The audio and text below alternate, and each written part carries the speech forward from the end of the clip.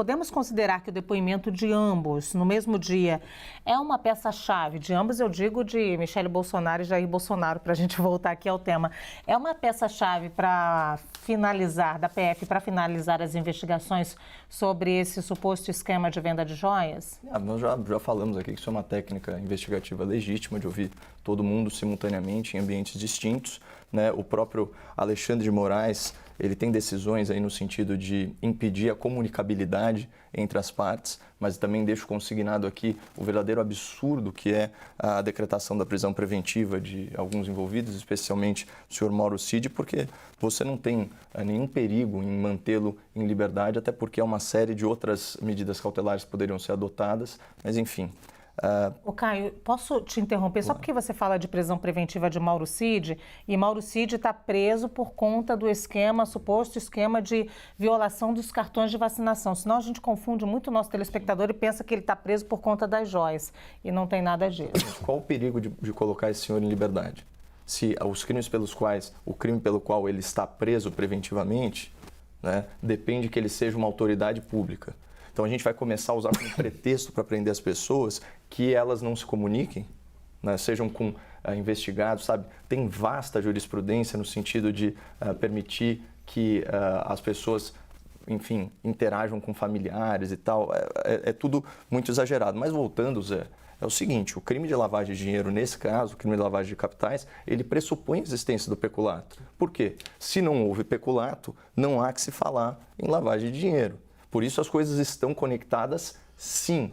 E, ainda que você argumente, né, o conflito das leis no tempo, essa é a mesmíssima defesa que já foi aí ensaiada pelos advogados Bolsonaro. Olha o que eles falam aqui, ó, aspas. A decisão do TCU não trata sobre alienação de bens do acervo privado dos presidentes. Nem poderia, pois o TCU não pode revogar lei aprovada no Congresso, que expressamente cria o permissivo de alienação, estabelece até direitos hereditários sobre os tais bens. Portanto, tanto Lula, se não quiser devolver o seu relógio Piaget, quanto Bolsonaro, que pode até peticionar o TCU que devolva para sua posse, né, os ditos itens que a gente está falando, eles vão alegar a mesma coisa. Falam, olha, tem uma lei do Congresso Nacional, a normativa do TCU não tem o condão de anular isso, essa é a questão, né? Teve até um decreto que foi se não me engano, sancionado pelo presidente Temer, que depois foi revogado pelo próprio Bolsonaro.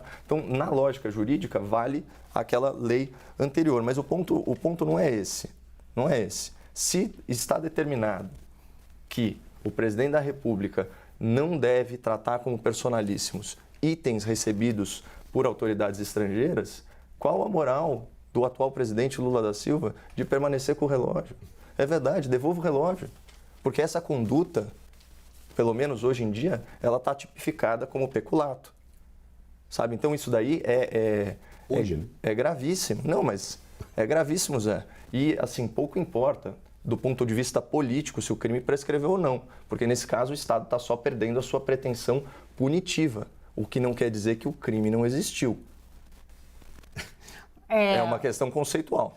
A última fala agora vai ser do Zé, porque parece que vocês nunca terminam esse debate, né? Mas eu só queria explicar para o nosso telespectador de que normas que o Caio está falando. Ele está falando de uma norma. A primeira foi no governo Collor. Depois dessa confusão de que é personalíssimo, o que não é personalíssimo. Em 2016, a norma do TCU, acho que é até bem clara, diz o que é um item personalíssimo. E eu já falei aqui várias vezes, uma camisa de futebol. E em 2018, o governo Temer coloca ali as joias como item personalíssimo. Em 2021, o próprio Jair Bolsonaro revoga isso como personalíssimo. Pronto, agora é com você. Não, parece muito claro. Eu não tenho como tipificar um peculato quando a regra definidora do que era público e não era público não existia. Depois de 2016 passou a existir. Essa é a diferença, é simples, elementar. Ou seja, eu não tenho como misturar as coisas para tentar salvar o Jair Bolsonaro. Porque a regra é outra, os fatos são outros, os delitos são outros. E mais, quer dizer, o fato de ter vendido a joia não foi assim. Eles esconderam o dinheiro. As mensagens deixam claro que eles estavam escondendo o dinheiro. Então não vamos depositar na conta, diz Mauro Cid, porque é ruim a movimentação. Está clara a má-fé, está claro que eles sabiam o que estavam fazendo, por isso lavagem de um crime antecedente. ou pode ter até outros crimes antecedentes, pode ter corrupção, pode ter muita coisa colocada em jogo, Caio, e que não dá para fechar num simples peculato, comparando em 2005 algo que foi regrado em 2016. Portanto, situações completamente inconfundíveis, agora utilizadas para tentar justificar o silêncio de Jair Bolsonaro.